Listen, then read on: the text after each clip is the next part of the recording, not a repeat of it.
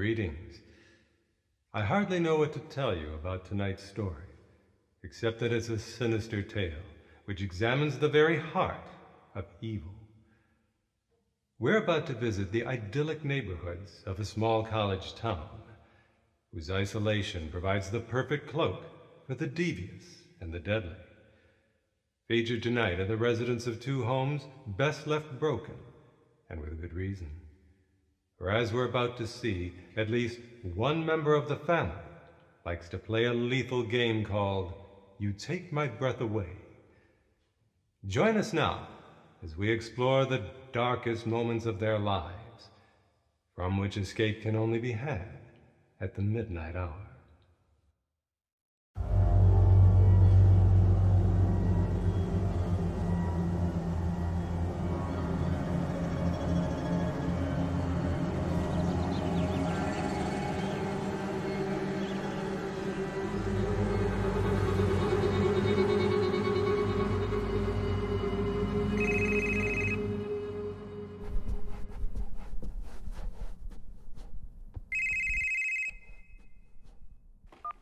Hello? Where the hell is it? Oh, it's you again. Look, I told you never to call me. If you've got a problem, you have your attorney call. I don't need your crap. You'll hear from my attorney, all right. You're gonna pay extra for this. You hear me? Now I asked you a question. You answer me now! I don't even know what you're talking about, you insane bitch. Don't play games with me, Mel. It's the 4th and my check didn't come. You get it over here this second. This is the second, you idiot. And my alimony checks aren't due to you until the 5th of the month.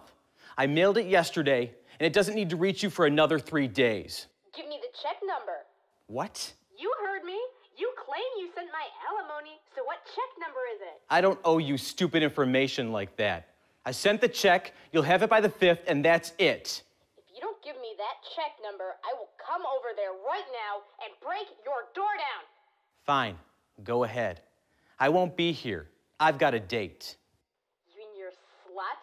I'll follow you both to your motel or whatever and tell her a few things about you. How would you like that, jackass? Melvin Shane, did you hang up? Answer me, you son of a bitch! All right. Wait a minute, let me get the check number. I'm waiting, Melvin Shane. What? Oh, yeah, it's 5401. What? I said 5401. You need to speak up, Melvin Shane. I can't hear you. 5401, you deaf idiot. Look, you've held me up long enough. I'm hanging up. Do not call this number again. Don't tell me what I can and can't do. I will call you anytime, any place.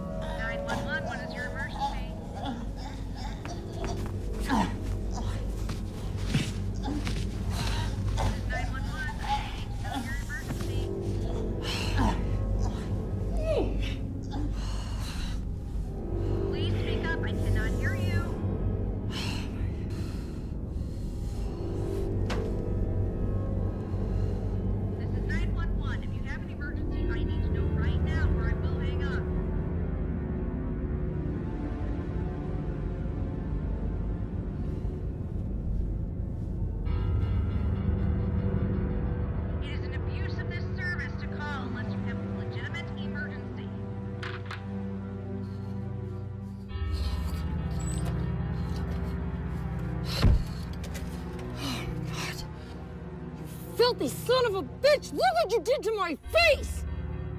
Choking to death was too good for you. Should have burned your face off first so you liked it!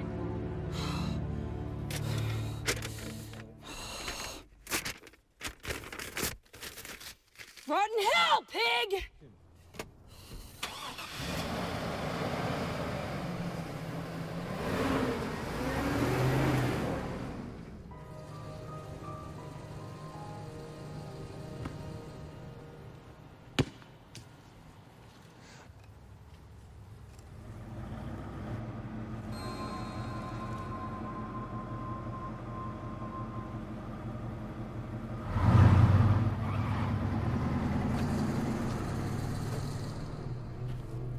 Oh my God, are you okay? Yeah, no thanks to you. You tried to hit me. No, I tried to avoid hitting you. You shouldn't run in front of traffic like that. I didn't run in front of you. You waved me to go. You're just a little upset. Here, let me help you Don't up. touch me. You're crazy. What happened? Marshall, you okay? Dad, she tried to kill me, I swear. He's just a little upset. I was trying to find a place to park and he ran in front of my car. I slammed on my brakes just in She's time. lying. She said I could cross the street and then she tried to hit me. Honey, I wouldn't do that. Don't call me honey. I'm not your friend. I hate you. Well, Marshall, I'd like to be your friend. Marshall, get back here and apologize to Stella this minute.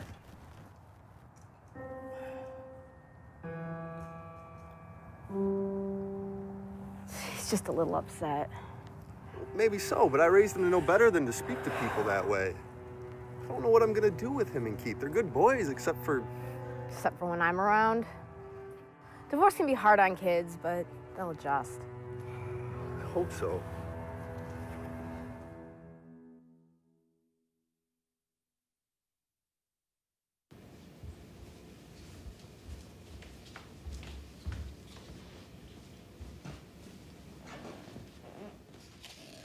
Keith, look who's here. Oh, great. Well, what kind of a greeting is that?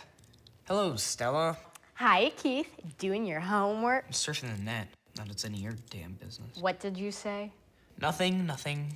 Keith, where's your brother? I think he went upstairs to his room. Oh. Well, Stella's going to stay with you guys for a couple of hours so I can go out. What? No, Dad, I don't need a babysitter. Stella isn't a babysitter. She's my girlfriend, and she offered to do this for me so I could keep an appointment. Your girlfriend? But you just picked her up a few weeks ago. I did not pick her up. Oh, yeah, that's right. She picked you up. Big difference. Hold it right there. I am sick of this attitude from you and Marshall. Yeah, well, maybe me and Marshall have our reasons, Dad. You never asked about it, so you wouldn't know. Keith, seriously, I don't have time for this. You know what, Keith? I think this would be a perfect opportunity for us to get to know each other. What do you think? Stella, you don't want to know what I think. Keith, where do you think you're going? Excuse me, hon. I've got to straighten him out before I leave. Just give me a minute.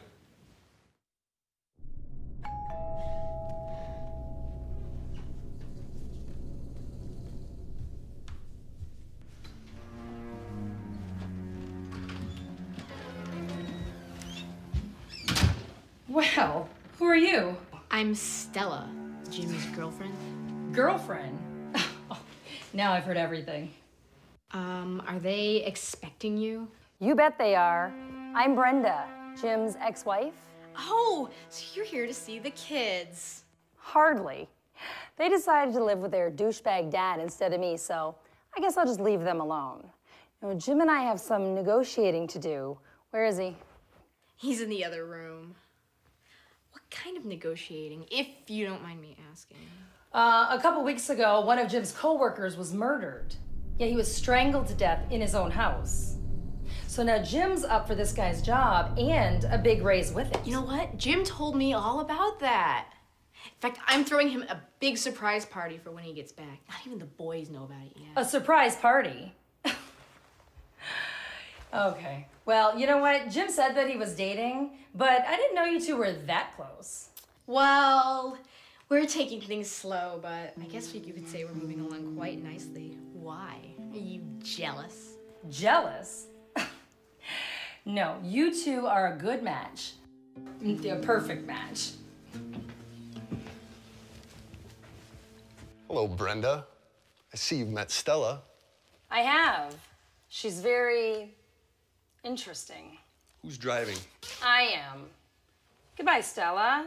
It was very nice to meet you. Nice to meet you, too. So what time do you think you'll be back? I don't know. We've got a lot to talk over.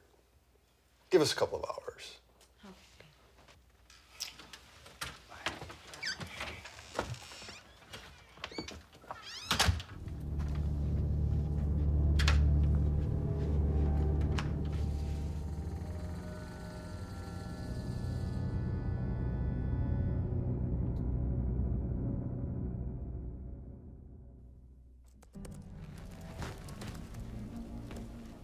Did you see her? Yeah. She's in the kitchen blowing up balloons. Balloons? God, she's a psycho. One minute she's trying to mow you over in her car, and the next she's blowing up balloons like Martha Stewart or something. I know. I hate her. And the worst part is, Dad believes all of her bull. I mean, look what happened when you tried to tell him about her today. He didn't even listen. He said if I kept making stuff up about her, I'd be grounded. But I wasn't making it up. She tried to kill me.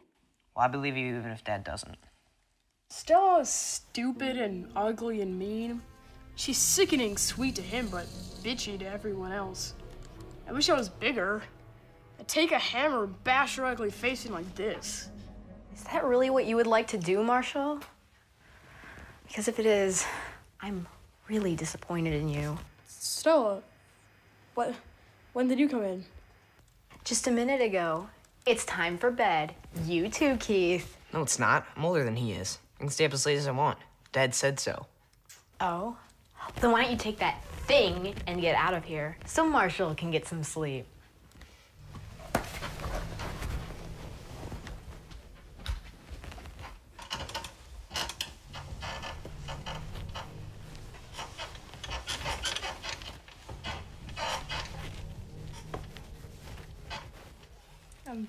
I'm not sleepy. That's what this is for. Now, I'm gonna read you a bedtime story. I want you to close your eyes and listen, okay? Once upon a time, there was a little boy who lived in a lonely house, far, far away from any neighbors. He lived there with his father because his mommy didn't love him anymore. She thought he was rude and disloyal, so she forgot all about him and his brother. The boy's father felt so bad for the little boy. So he tried to make up for it by buying him tons of ridiculous electronic gadgets no boy his age needs. But it was no use. The little boy could never forget his own mommy hated him with all her heart. Then one day, his father met a lovely, magical princess. She was the most beautiful and precious thing he had ever known. He liked her much more than the little boy. So the lovely princess took pity on the nasty little boy and showed him a magical way to forget the pain of his broken home. All he had to do was close his eyes and hold his breath.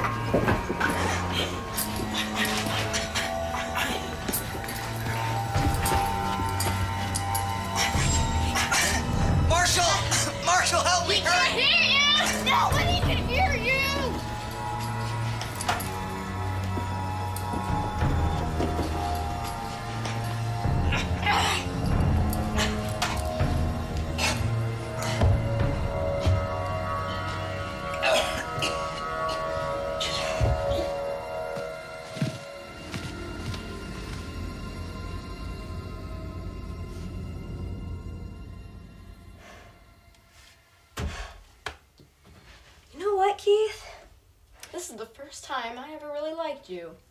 Now, you wait right there. I'm going to delete some Facebook messages, and then we're going to have ourselves a little party.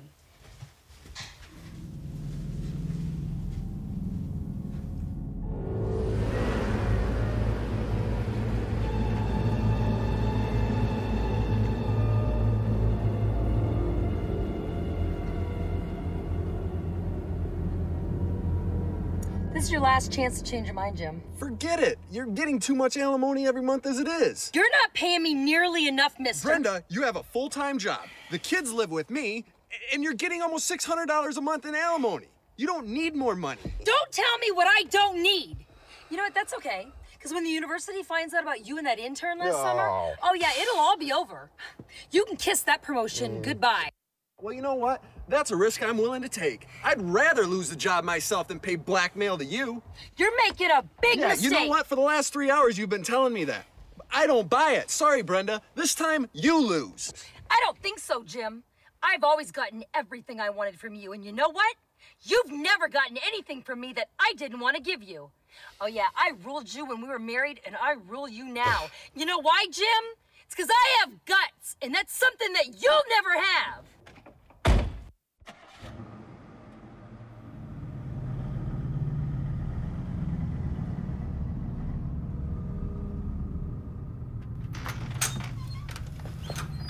Stella!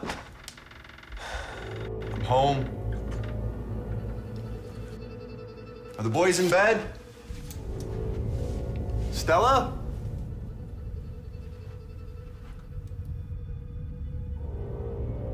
Well, a surprise. I don't know what this one could be, but I bet I know who's behind it. My little buddies Keith and Marshall.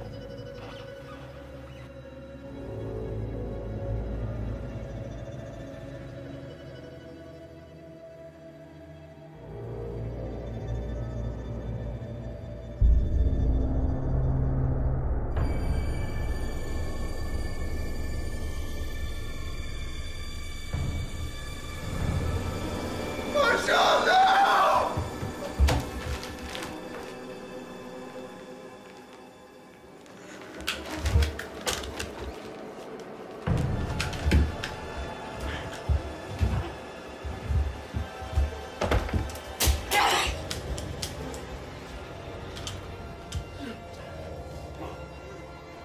You killed my boys! You tried to kill me! Why? Why'd you do it? Answer me or I'll blow your head off! All right, I had to. It was part of the plan. What plan? A couple of weeks ago, I met Brenda at a support group for divorcees. We got to talking, and it turns out our ex-husbands, you and Mel, worked together at the university. You know Brenda? You've known her this whole time? Yes, we were trying to figure out ways to get more money from you guys. A lot more. Oh, yeah, it's always about the money, isn't it?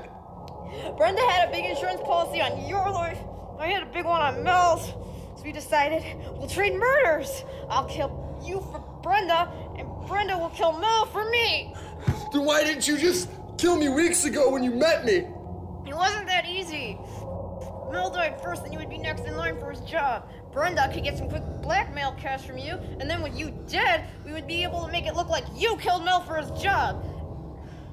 Brenda even planned to use stupid class ring on his body. Oh, she did. How nice. Then all I had to do was come on to you at the bar you go to. That gave me access to your kids. If they died the same way Mel died, and you shot yourself, then it would look like you got crazy with guilt. And the boys threw a party for you, and the police would think it was you all along. So that's it?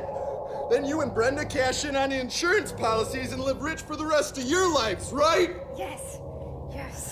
She's waiting for me to call her right now and tell her it's done. Oh, you're gonna call her, all right. You're gonna say whatever you gotta say to get her over here. Because if you don't, if you say one wrong word, I will blow you away.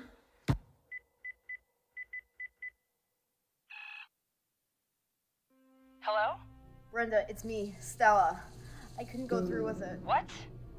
What do you mean you couldn't go through with it? What happened? Some friends of Keith's dropped over and I couldn't get the boys alone. The good news is I was able to change Jim's mind about giving you that $15,000. Really? Yeah, well, that is good news. Yes, but you gotta come over here right now and get it. I barely got him to agree to do it. If he sleeps on it, he might reconsider. Well, I mean, I guess I could turn around. I'm really not that far from his house. Okay, look, I'm on my way. Tell Jim I'll be there in like 10 minutes. That would be perfect. I'll still be here when you come. Tell her the door will be unlocked. The door will be unlocked.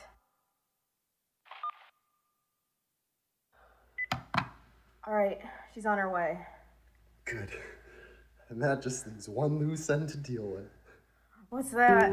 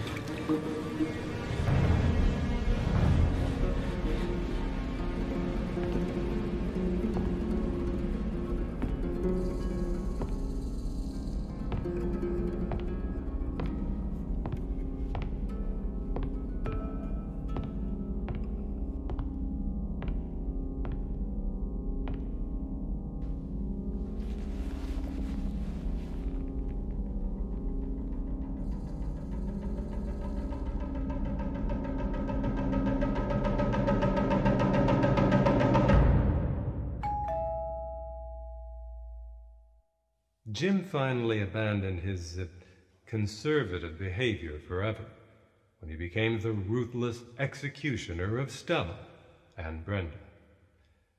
We hope you've enjoyed tonight's story. Relive the fear every week at the same time. And join us again next month for an all-new episode of The Midnight Hour.